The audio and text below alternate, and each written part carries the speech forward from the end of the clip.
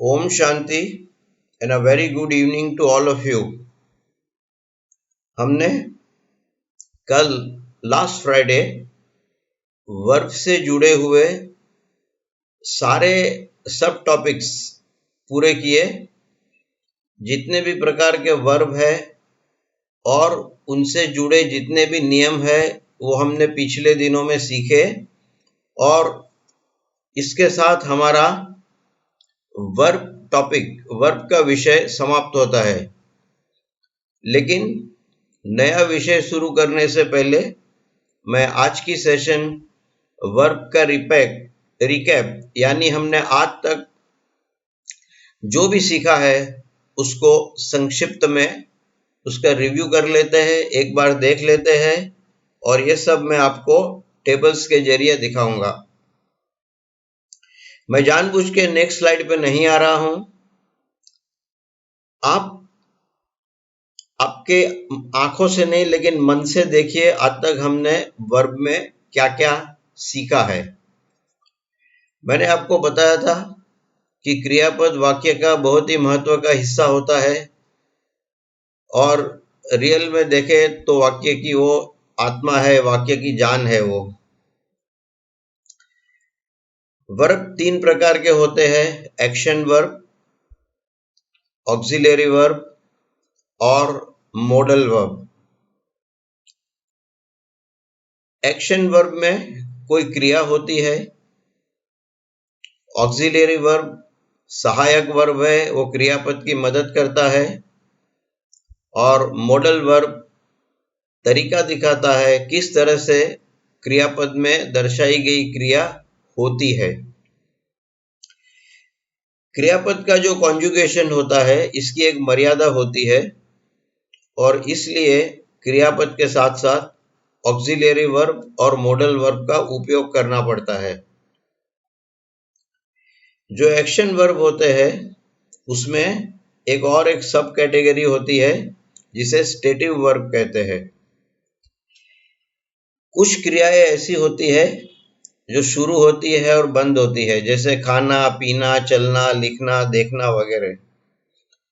लेकिन ऐसी भी कई क्रिया है, प्रेम करना, धिक्कार करना, पसंद करना, नापसंद करना, जो अविरत चलती रहती है और ऐसे क्रियापद क्रिया से ज्यादा स्थिति या परिस्थिति दिखाते हैं और ऐसी स्थिति को इंग्लिश में स्टेट कहते हैं और इसलिए ऐसे क्रियापद को स्टेटिव वर्ब कहते हैं।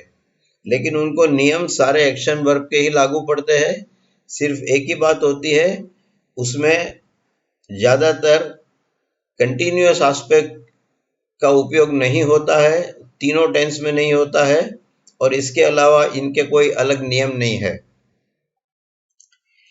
जो क्रियापद है उसमें कॉन्जुगेशन की मर्यादा होने की वजह से सिर्फ सिंपल एस्पेक्ट क्रियापद के कॉन्जुगेशन से समाप्त हो जाता है। जैसे हम प्रेजेंट टेंस में आई वॉक बोलते हैं और पास्ट टेंस में आई वॉकड बोलते हैं।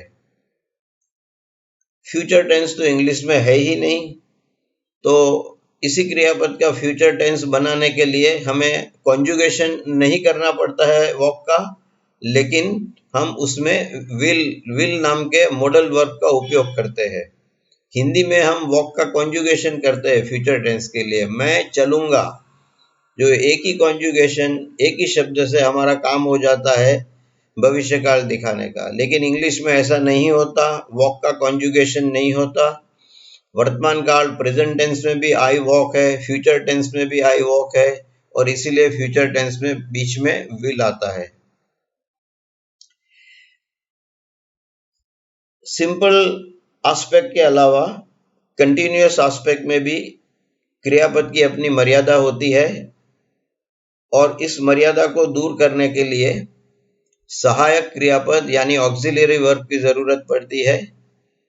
तीन ऑक्सिलरी वर्ब है, to be, to have and to do. ये तीनों के कॉन्जुगेशन मैंने आपको दिखा दिए हैं। टू बी का उपयोग सिर्फ कंटिन्यूअस एस्पेक्ट बनाने में होता है तीनों टेंस में, जिससे आईएनजी जो लगता है वॉकिंग, वो वॉकिंग अपने आप में क्रियापद नहीं है। वॉकिंग वर्तमान कृदंत है, प्रेजेंट पार्टिसिपल है। और अगर सिर्फ प्रेजेंट पार्टिसिपल वाक्य में आता है तो वो वाक्य में कोई क्रियापद नहीं होता और इसलिए वो वाक्य अधूरा माना जाता है। तो ये वॉकिंग में जो क्रियापद न होने की कमी है वो दूर करने के लिए हम टू बी नाम का क्रियापद ऐड करते हैं और उसका कॉन्जुगेशन करते हैं हम, जिसमें वर्तमान काल में एम, इज, आर आता है, भूतकाल में वॉज, वेर आता है, भविष्य काल में उसके मुख्य रूप से ही लिखा जाता है, बी लिखा जाता है और कोई कॉन्जुगेशन नहीं होता। I am walking, I was walking, I will be walking. तो इस प्रकार से टू बी का कॉन्जुगेशन अलग अलग पर्सन, सिंगुलर, प्लूरल के लिए कंटिन्यूअस में होता है, क्योंकि वॉकिंग क्रियापद नहीं है, वर्तमान कृदंत क्रियापद नहीं है और बिना क्रियापद वाक्य नहीं बनता। इसी तरह परफेक्ट एस्पेक्ट में भी क्रियापद के कॉन्जुगेशन से काम नहीं बनता है। क्रियापद की ये मर्यादा है और इस मर्यादा को दूर करने के लिए परफेक्ट एस्पेक्ट में टू हैव का इस्तेमाल किया जाता है। यहां पर भी जो भूतकृदंत बनता है ईडी लगाने से, आई वॉकड़ा, ये भूतकाल है जो पास्ट टेंस के सिंपल एस्पेक्ट में आता है। भूतकृदंत का स्पेलिंग सेम है, वॉकड़ा, लेकिन वो हैव के बाद आता है, इसका स्थान बदल जाता है तो उसकी पहचान बदल जाती है और अब वो भूतकृदंत कहलाता है। जिस तरह वर्तमान कृदंत क्रियापद नहीं है, इस तरह भूतकृदंत भी क्रियापद नहीं है और ये कमी दूर करने के लिए उसे टू हैव नाम के सहायक क्रियापद का उपयोग करना पड़ता है। I have walked, I had walked, I will have walked। जहां तक फ्यूचर टेंस का सवाल है, will आता ही आता है क्योंकि फ्यूचर टेंस है ही नहीं, और जहां तक फ्यूचर टेंस के अंदर सिंपल एस्पेक्ट का सवाल है तो will के अलावा और कोई शब्द नहीं आता, जिस तरह वो प्रेजेंट और पास्ट टेंस में भी नहीं आता है। कंटिन्यूअस में be आता है और परफेक्ट में हैव आता है।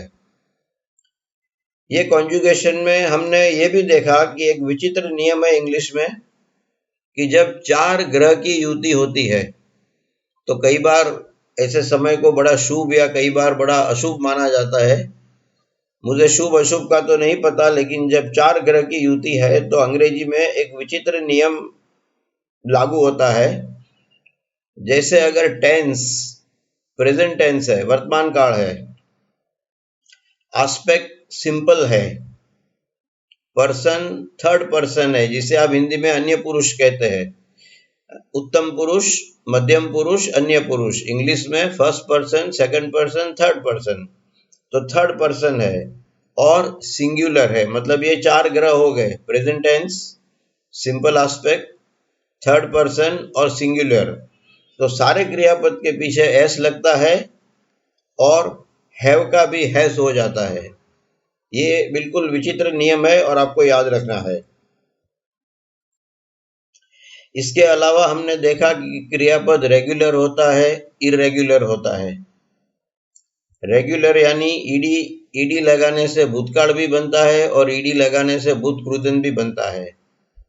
सारे क्रियापद में वर्तमान कृदंत प्रेजेंट पार्टिसिपल सिर्फ आईएनजी इंग लगाने से बनता है। इसमें कोई तकलीफ वाली बात नहीं है, कोई भी कठिन बात नहीं है। जो इरेगुलर क्रियापद है वो जैसे उनका नाम है, कोई नियम नहीं है, लेकिन यहाँ पे भी मैंने आपको चार्ट दिखाया था कि ये इतना भी कठिन नहीं है जितना लोग मानते हैं। आपको प्रत्येक इरेगुलर क्रियापद के लिए सिर्फ दो ही शब्द सीखने हैं, एक उसका भूतकाल और एक उसका भूतकृदंत, पास्ट टेंस और पास्ट पार्टिसिपल।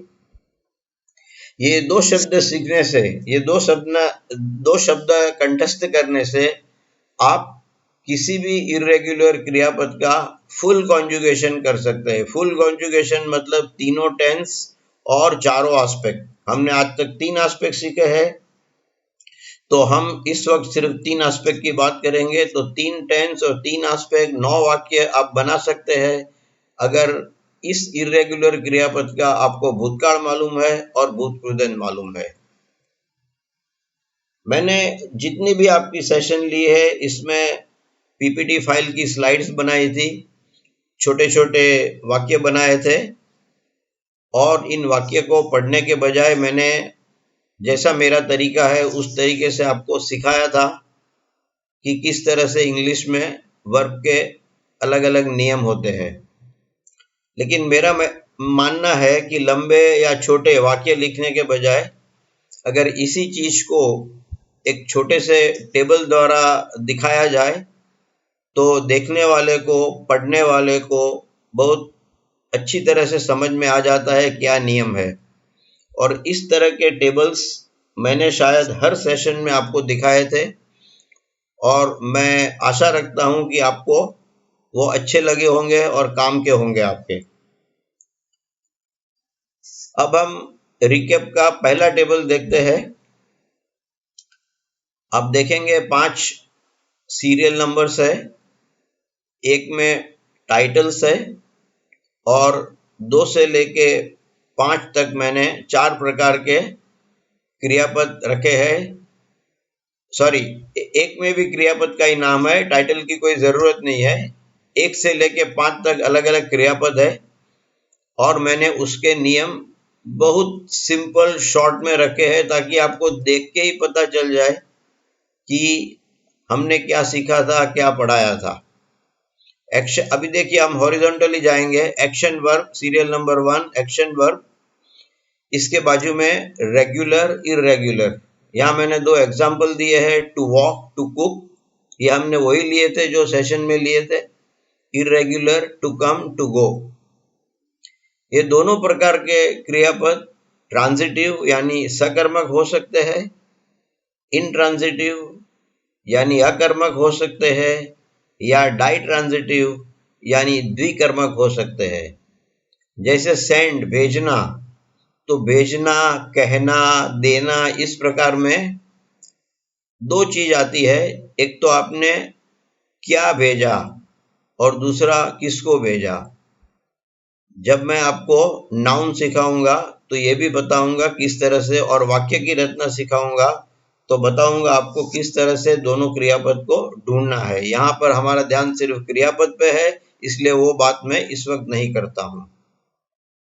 सीरियल नंबर 2 में स्टेटिव वर्ब है, वहां पे भी वही रूल्स लागू पड़ते हैं। स्टेटिव वर्ब में आमतौर पे डाई ट्रांजिटिव क्रियापद नहीं आएंगे, इसमें द्विकर्मी क्रियापद नहीं आएंगे, लेकिन दोनों रेगुलर और इरेगुलर हो सकते हैं, और ये ट्रांजिटिव और इंट्रांजिटिव भी हो सकते हैं। उसके भी मैंने 2 एग्जाम्पल वहां आपको लिख के दिए हैं। टू लव, टू हेट, ये क्रिया ऑन ऑफ नहीं होती। हमें कोई चीज पसंद है तो पसंद है, नहीं पसंद है तो नहीं पसंद है। तीसरा लिंकिंग वर्ब होता है। मैं आपको अगले 2-3 दिन में दिखाऊंगा कि इंग्लिश में एक नियम है कि कर्ता के बगैर कोई भी वाक्य नहीं बनता और क्रियापद के बगैर कोई भी वाक्य नहीं बनता। लेकिन ऐसी कई क्रिया है जहां कर्ता होता ही नहीं है और क्रियापद में क्रिया भी नहीं होती है, तो क्या करें। तो भी वाक्य तो बनाना ही पड़ता है, और उसके लिए वही सहायक वर्ब टू बी को लिंकिंग वर्ब बनाकर पेश किया जाता है, वाक्य बनाया जाता है। यह कैसे होता है मैं जब वाक्य रचना पे आऊंगा, जो हमारा नेक्स्ट टॉपिक है, उस वक्त मैं आपको दिखा दूंगा। ऑक्सिलियरी वर्ब, जैसे मैंने बताया, ये सहायक वर्ब है। कॉन्जुगेशन की अपनी मर्यादा है, सारे एस्पेक्ट कॉन्जुगेशन से नहीं दिखाए जाते, इसीलिए कंटिन्यूअस एस्पेक्ट के लिए टू बी का इस्तेमाल होता है, परफेक्ट एस्पेक्ट के लिए टू हैव का इस्तेमाल होता है, और नकारात्मक वाक्य नेगेटिव सेंटेंस और प्रश्न बनाने के लिए टू डू का इस्तेमाल होता है। और ये सारी स्लाइड्स मैंने आपको ऑलरेडी दिखा दी है अगली सेशन में। जो मॉडल वर्ब है वो भी क्रियापद की एक मर्यादा को दूर करते हैं। जो तरीके को नहीं दिखा सकते हैं, किस तरह से क्रिया होती है वो नहीं दिखा सकते। तो इसलिए मॉडल वर्ब का उपयोग किया जाता है। इसे हिंदी में रूपात्मक क्रियापद कहते हैं। ये भी मैंने आपको दिखा दी है और सारे मॉडल वर्ब्स के एक दो एग्जाम्पल भी आपको दे दिए है। ऐसा नहीं है कि मैंने एक बार आपको सिखा दिया तो आज के बाद मैं वर्ब की कभी बात नहीं करूंगा, लेकिन जैसे जैसे हम नए नए टॉपिक पढ़ेंगे तो वो सारा इन्वर्टेड कॉमा में कचरा मैं वाक्य में डालता जाऊंगा। वाक्य लंबा लंबा लंबा होता जाएगा। आपको भी शायद क्रॉसिंग लेनी पड़ेगी, लेकिन वाक्य तो लंबे होंगे ही, क्योंकि मैं फिर ऐसी वाक्य रचना बनाऊंगा कि आगे हमने जितना भी सीखा है वो सबका कोई ना कोई उदाहरण, कोई ना कोई उपयोग आपको करना पड़े, ऐसी परिस्थिति वो वाक्य में खड़ी होगी। तो ये है रिकैप ऑफ वर्ब्स। यहाँ 5 तरह के क्रियापद, रेगुलर, इनरेगुलर, ट्रांजिटिव, इंट्रांजिटिव और डाई ट्रांजिटिव, ये आप देख सकते हैं और इसके बहुत सारे उदाहरण मैं आपको दूंगा। मैंने पिछले 2-3 दिन से आपको क्रियापद का लिस्ट देना भी शुरू कर दिया है और मैं आशा रखता हूँ आप उसको समझने की भी कोशिश करते हो और उसे याद रखने की कोशिश करते हो। पहला स्टेज समझना, दूसरा याद रखना। बिना समझे याद रखोगे जल्दी भूल जाओगे। ये कॉन्जुगेशन का साइकिल है। कोई भी इन्फिनेटिव वर्ब है जो लेफ्ट साइड पे आपको दिखता है वो टू से शुरू होता है। To walk, to run, to drink, to write, to read. इसको मूल क्रियापद बोलते हैं। हिंदी में चलना, दौड़ना, खाना, पीना, लिखना, इस तरह से लिखा जाता है। ये इन्फिनेटिव वर्ब अपने मूल स्वरूप में वाक्य में कभी भी इस्तेमाल नहीं होता है। यहाँ जो हम इस स्टेज पे जो पढ़े इसमें ये वाक्य सही है। आगे जाके मैं ये भी दिखाऊंगा कि इन्फिनेटिव वर्ब का भी वाक्य में कहाँ इस्तेमाल किया जाता है। लेकिन एक बात पक्की है कि इन्फिनेटिव वर्ब आप वाक्य में एक बार या 10 बार इस्तेमाल करो, वो कभी वर्ब नहीं बन सकता। मतलब अगर हम इन्फिनेटिव वर्ब को कहीं पे भी इस्तेमाल करते हैं तो वर्ब नहीं है, उनके होने के बावजूद भी वाक्य अधूरा रहेगा और हमें कोई ना कोई वर्ब तो वाक्य में रखना ही पड़ेगा। ये भी मैं आपको दिखाऊंगा कि एक्शन वर्ब भी होता है और इन्फिनेटिव वर्ब भी होता है। ऐसे वाक्य कैसे बनते हैं। तो हम इन्फिनेटिव वर्ब लेते हैं टू वॉक, उसको चेंज करना पड़ता है, बदलना पड़ता है, और जो 4 चीजों के लिए बदलना पड़ता है वो मैंने एरो के द्वारा राइट साइड पे दिखाया है। आपको टेंस के लिए बदलना पड़ता है। 3 टेंस होते हैं, present tense, past tense, future tense.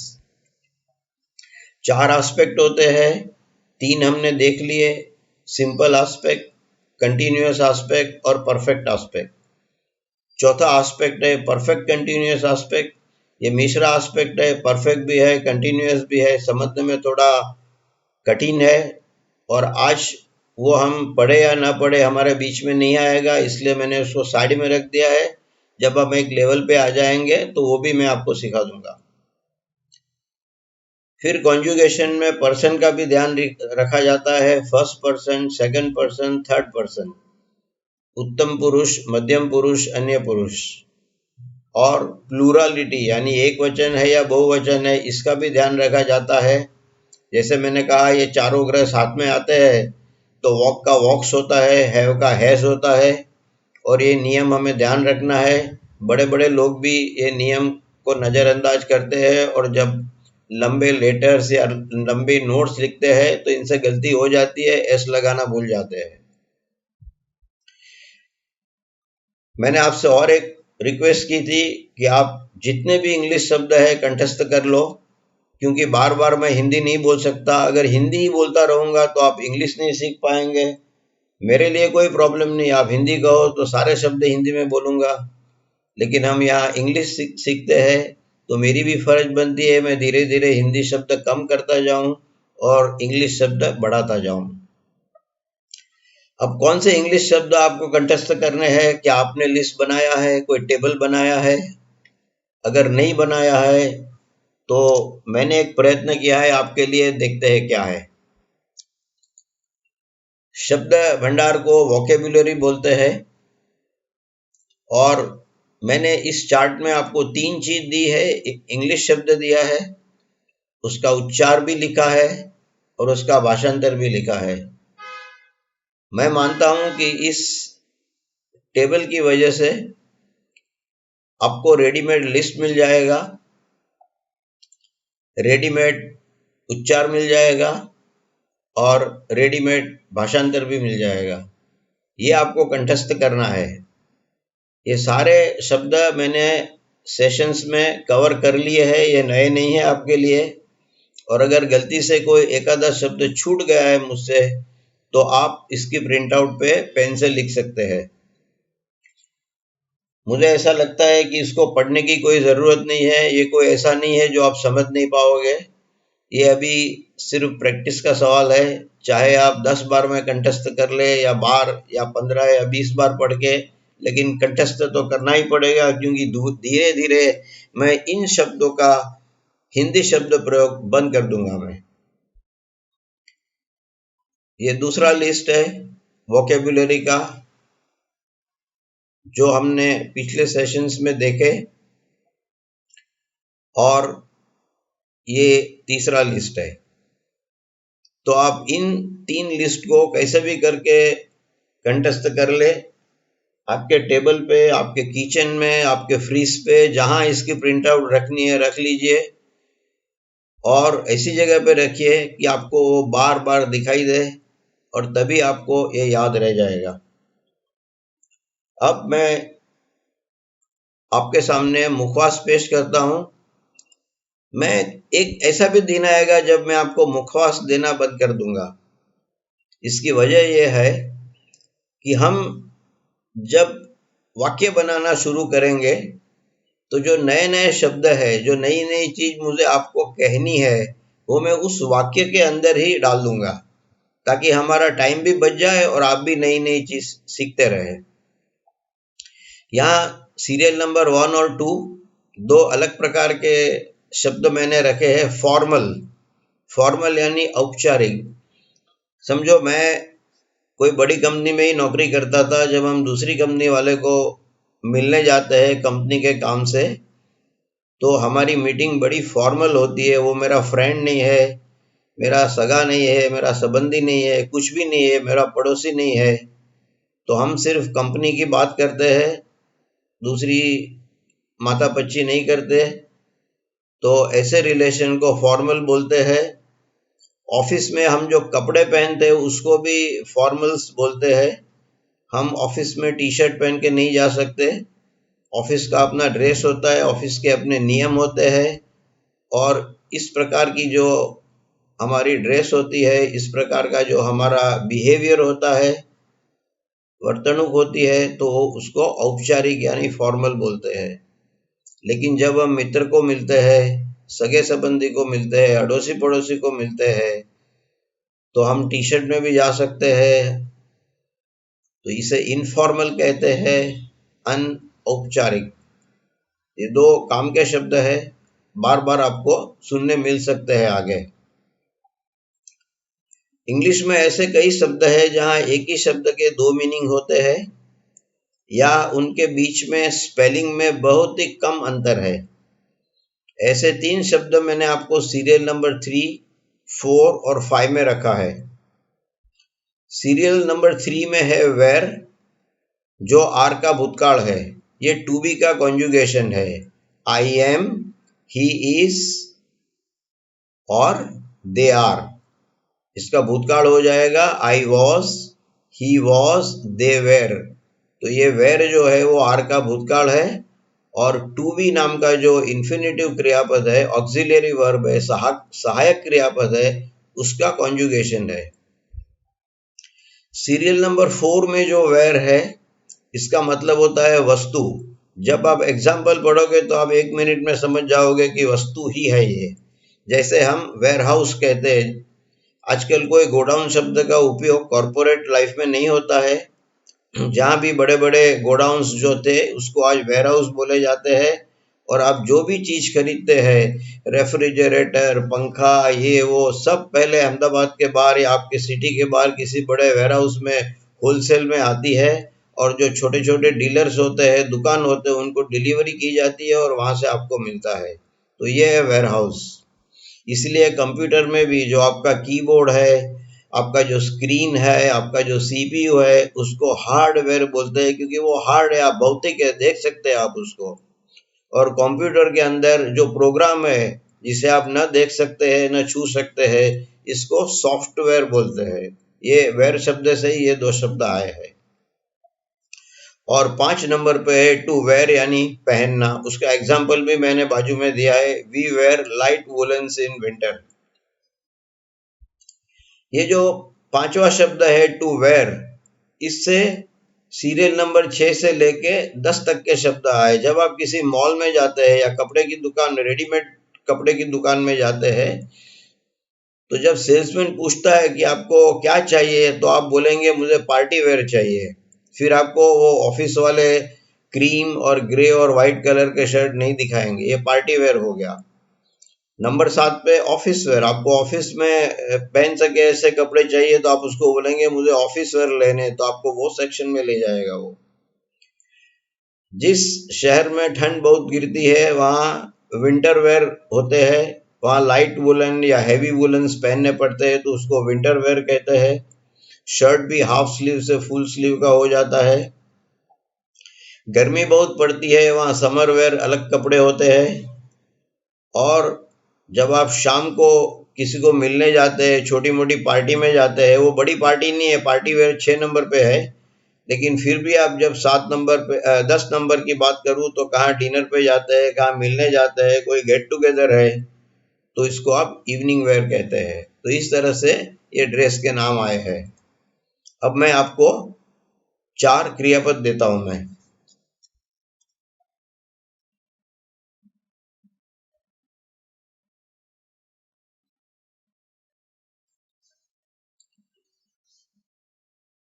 हमने इसके पहले ऊपर वाले सारे क्रियापद देख लिए हैं। आप नीचे की 4 रो में आ जाइए। मैंने आपको बताया था कि मैं सारे क्रियापद आपको जोड़ी में दूंगा, ताकि आपको याद रखने में, उपयोग करने में और समझने में बहुत आसान हो। पहला शब्द है टू रीड। जहां तक क्रियापद का सवाल है, मैंने बाजू में प्रोनाउंसिएशन, उसका उच्चार भी हिंदी में लिखा है, रीड। टू रीड यानी पढ़ना, मीनिंग भी लिखा है बाजू में। वी आर नहीं लिखा है, मतलब ये इरेगुलर क्रियापद है। जब कुछ नहीं लिखा है तो वो इरेगुलर क्रियापद है। इंग्लिश में बोलते हैं no news is bad news, grammar के बारे में। कुछ नहीं लिखा है तो ये इरेगुलर क्रियापद है, टू रीड। इसका पास्ट टेंस भी रीड होता है और पास्ट पार्टिसिपल भी रीड होता है। स्पेलिंग बिल्कुल एक जैसा है, लेकिन ये दोनों में, पास्ट टेंस में और पास्ट पार्टिसिपल में, सेम स्पेलिंग, वही स्पेलिंग होने के बावजूद उसका उच्चार बदल जाता है। रीड का रेड हो जाता है, रेड हो जाता है। पास्ट टेंस और पास्ट पार्टिसिपल का उच्चार एक ही है, रेड, रेड। बड़ा अजीब क्रियापद है ये। स्पेलिंग सेम है, लेकिन कॉन्जुगेशन के बाद उसका उच्चार रेड हो जाता है। दूसरा है टू राइट, लिखना, रोट, रिटन। तीसरा है स्पीक, बोलना, स्पोक, स्पोकन। और चौथा है टू टेल, कहना, टोल्ड, टोल्ड। तो ये 4 क्रियापद है। हम ऐसे ही क्रियापद जो मैंने आज तक दिखा है उसका इस्तेमाल वाक्य बनाने में करेंगे। मैं आपको और एक छोटी खबर देना चाहता हूं। कल से मैं आपको 4-5 हिंदी वाक्य दूंगा। उसमें वही शब्द होंगे जो मैंने आज तक आपको पढ़ाए हैं, कुछ भी नया नहीं होगा। और आपको सिखाने के लिए अगर मैंने कोई भी नया शब्द उसमें रखा है, तो उस शब्द का इंग्लिश भाषांतर भी मैं आपके लिए वहां रख दूंगा, ताकि आपको उसका भाषांतर ढूंढना नहीं पड़े। कल मैं आपको प्रश्न यानी क्वेश्चन के तौर पे 4-5 वाक्य दूंगा और आपको उसके वाक्य इंग्लिश में बनाना है। मेरी 10-11 साल की जो मेरा टीचिंग एक्सपीरियंस है, मेरा अनुभव है सिखाने का, मेरा ऐसा मानना है कि इंग्लिश से हिंदी करना बहुत आसान है। आप लोग उम्र में बड़े हो, आपने हर जगह इंग्लिश देखा है, तो आपके लिए भी इंग्लिश से हिंदी करना बहुत आसान है। लेकिन जो कठिन है वो ये है कि आप हिंदी से इंग्लिश करो, और मैं हमेशा आपको हिंदी से इंग्लिश करवाऊंगा और इस तरह सिखाऊंगा। मैंने जो भी हिंदी वाक्य या प्रश्न या कुछ भी लिखा होगा, उसके अंदर एक इशारा होगा शब्द द्वारा कि मैं कौन से टेंस, कौन से काल की बात कर रहा हूं और कौन से आस्पेक्ट की बात कर रहा हूं। ना मैं उसमें काल लिखूंगा ना आस्पेक्ट लिखूंगा, आपको ढूंढना है। उसमें मुश्किल से 4-5-6 शब्द होंगे, तो आपको देखना है कि कौन सा शब्द काल दिखाता है और कौन सा शब्द आस्पेक्ट दिखाता है। आपको उस काल और उस आस्पेक्ट के लिए मेरे हिंदी वाक्य का ट्रांसलेशन, भाषांतर इंग्लिश में करना है। ये कोई बड़ा काम नहीं है, मुश्किल से 8-10 मिनट लगेंगे, लेकिन हर रोज करते रहो, प्रैक्टिस करोगे तो बहुत जल्दी सीख जाओगे। वरना आपका बैकलॉग बढ़ता जाएगा और फिर एक टाइम ऐसा आएगा आप छोड़ देंगे कि नहीं पढ़ना है अभी हमें। तो ये आज तक हमने जितने भी क्रियापद देखे उसका ये लिस्ट है, आप ध्यान से रखो, क्योंकि अभी जब मैं अगला लिस्ट दूंगा तो ऊपर के वाक्य सब चले जाएंगे। मैं हर रोज एक का एक स्लाइड दिखाने से कोई फायदा नहीं, तो वो नहीं दिखाऊंगा मैं आपको। जितने भी आपके कमेंट्स आते हैं टेलीग्राम में, मैं हो सके वहां तक जवाब देता हूं। अगर फिर से कहता हूं, अगर गलती से कोई कमेंट मेरा देखना रह गया तो प्लीज दोबारा पोस्ट करिए, मैं इसका जवाब जरूर दे दूंगा। इसके अलावा आपको कोई चीज सीखनी है तो आप आपकी जो रिक्वायरमेंट है, आपकी जरूरियात है, वो टेलीग्राम पे रखिए। अगर ये मेरे स्कोप में आता है, मुझे जो सिखाना है उसके अंदर आता है, तो मैं जरूर आपको वो भी सिखाऊंगा। छोटा जवाब है तो टेलीग्राम में दे दूंगा, नहीं तो मेरी कोई अगली सेशन में उसको इंक्लूड कर लूंगा, शामिल कर लूंगा मैं। तो ध्यान रखिए, आपको 2 स्टेज में आगे बढ़ना है, पहले समझना है और फिर कंठस्थ करना है। काफी दिन हो गए पहले लेक्चर के बाद, और मैं आशा रखता हूं कि वर्ब से जुड़े हुए सारे क्रियापद और सारे शब्द आप समझ गए हैं, और अभी सिर्फ कंठस्थ करना बाकी है। तो प्लीज वो भी शुरू कर दीजिए, ताकि आने वाले दिन में मैं आराम से इंग्लिश में बोल सकूं। मुझे हिंदी बोलने में कष्ट होता है, ये मेरी नेचुरल भाषा नहीं है। मैं गुजराती हूँ, और गुजराती और इंग्लिश ये 2 ही भाषा ऐसी है जो मैं आराम से बोल सकता हूँ। तो धीरे धीरे मैं भी चाहूँगा कि मैं इंग्लिश पे आ जाऊँ, और आखिरकार ये ट्रेनिंग सेशन ही इंग्लिश का है, तो हमें इंग्लिश में, मुझे इंग्लिश में ही बोलना है और आपको इंग्लिश में सुनना है। और इसके लिए आपको समझना और फिर कंठस्थ करना बहुत जरूरी है।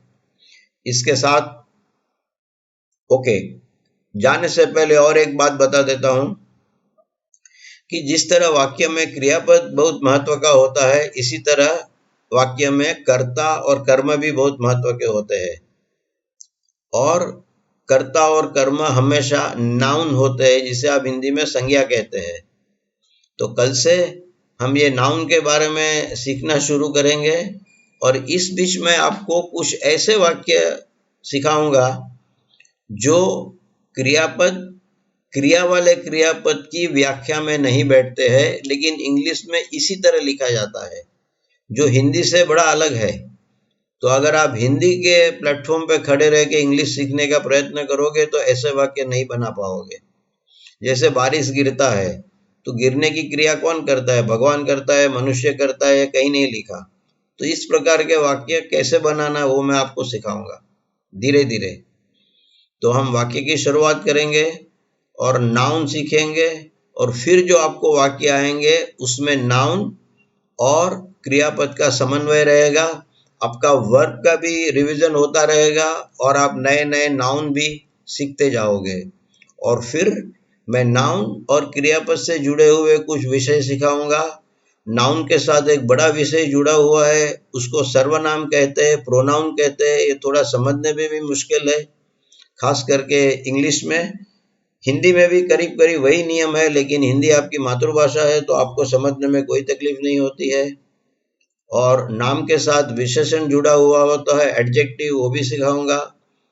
और क्रियापद के साथ एडवर्ब यानी क्रिया विशेषण जुड़ा है, वो भी सिखाऊंगा।